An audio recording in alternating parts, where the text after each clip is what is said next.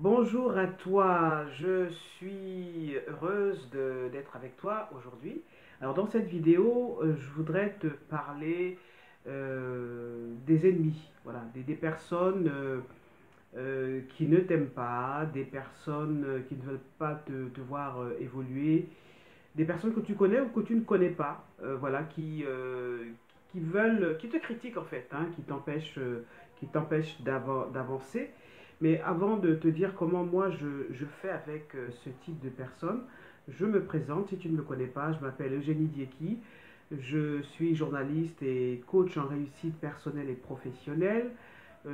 Pendant pratiquement 25 ans, j'ai travaillé sur une grande radio qui s'appelle African numéro 1. J'y ai été animatrice, présentatrice vedette, journaliste, directrice des programmes. Et j'ai eu beaucoup de bonheur justement à partager ces 25 années avec des millions d'auditeurs en Afrique, à Paris et dans le reste du monde. Et j'ai appris beaucoup de choses, justement. Ça a été la meilleure école de vie, Africain numéro un. Je continue à exercer mon métier de journaliste, mais j'aime bien aussi accompagner des personnes comme toi sur le chemin de la réussite. Et c'est vrai que quand on parle de réussite, on ne mesure jamais à quel point on va être attaqué, on va être jalousé pour de bonnes ou de mauvaises raisons, qu'il y aura des personnes qui seront toujours là pour, euh, pour t'empêcher d'avancer. Voilà, justement. Parce que c'est vrai que c'est dérangeant de voir une personne évoluer et de se dire pourquoi elle évolue et pas moi. Et il y a beaucoup de personnes qui pensent que quand on a évolué, quand on est à un stade élevé dans la société, c'est qu'on n'a aucun problème. C'est pas ça, c'est qu'on a réussi à dépasser ces problèmes. Voilà. Donc, pour me présenter. Alors, je te parle aujourd'hui des personnes, en fait, qui aiment, en fait, détruire les autres, qui aiment détruire le travail des autres. Je n'ai pas eu la chance ou alors le malheur d'avoir beaucoup d'ennemis. J'en ai pas beaucoup. Euh, non, je ne pourrais pas dire que j'ai des ennemis. Je pourrais dire qu'il y a des personnes qui ont tenté de salir mon image, de mettre des bâtons dans les roues. Et je dois dire que c'est un peu ça la vie finalement. Quand on réussit, quand on est dans la lumière, il y a forcément des personnes que ça dérange. Il y a forcément des ennemis. Et parfois les ennemis, on les trouve dans le cadre du travail. Alors je ne citerai pas le nom de mon ennemi parce que finalement ce n'est pas un ennemi, c'est juste quelqu'un qui m'a permis d'avancer.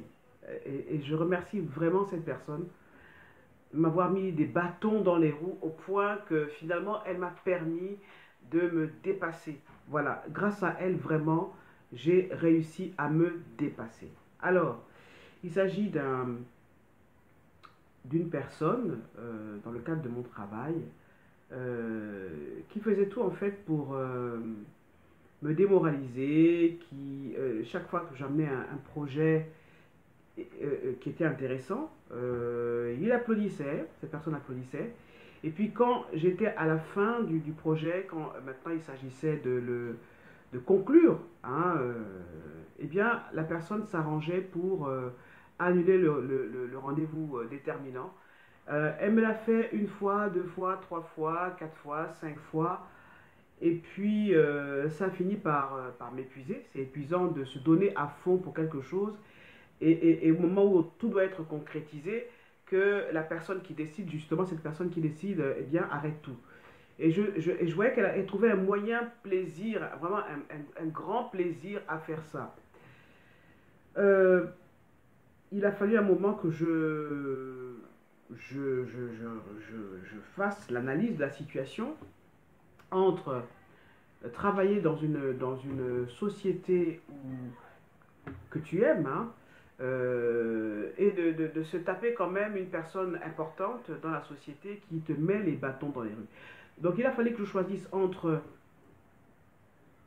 cette situation et une autre. Il a fallu que je me jette dans l'inconnu. Vraiment, franchement, moi, je n'avais pas envie de gâcher mon avenir, plutôt mon équilibre émotionnel. Voilà. mon équilibre émotionnel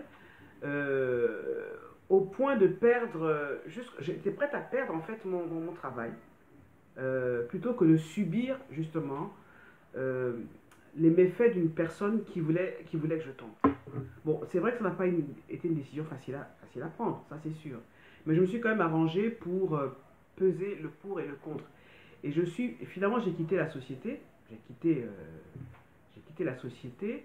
euh, Pourquoi? Parce que j'étais tellement mal dans ma peau que même en rêve, j'avais des menaces en fait. Je sentais bien que cette personne pouvait déstabiliser mon équilibre entier. Voilà, un jour j'ai fait un rêve et je suis quelqu'un d'assez intuitif, j'ai une grande intuition. J'ai fait un rêve où j'ai vu un serpent, voilà, se lever comme ça et, voilà, me faire ça, les crocs dehors. Et c'est là que j'ai compris, et il y a des signes, c'est là que j'ai compris qu'il fallait absolument que je sauve ma peau, que je sauve ma vie. Et c'est comme ça que quelques temps après, j'ai décidé de partir de la société, donc de démissionner. Ça n'a pas été facile, euh, et ça pouvait ressembler à une espèce de fuite, mais non, ce n'était pas une fuite. J'avais pris quand même certaines mesures de sécurité, et c'est à ce moment-là donc que j'ai décidé de partir, de venir à Paris. Voilà, donc je suis arrivé à Paris. Mais avant de revenir, d'arriver à Paris, donc j'ai quitté une entreprise où je travaillais bien, où j'étais épanoui, que j'aimais bien. Je gérais 100 personnes, j'avais un beau bureau, voilà, j'avais une voiture de fonction, j'avais une maison, j'avais une vie agréable, un salaire agréable, mais mon patron me mettait les bâtons dans les roues. Voilà, c'était ou lui ou moi. Donc j'ai préféré partir parce que je savais que je me suis toujours laissé conduire par mon intuition. Voilà. Parce que je savais que à Paris, eh bien, j'allais forcément atterrir quelque part. Et quand je suis arrivé à Paris, justement, eh bien, j'ai été recruté, donc à Africa numéro 1, l'antenne parisienne.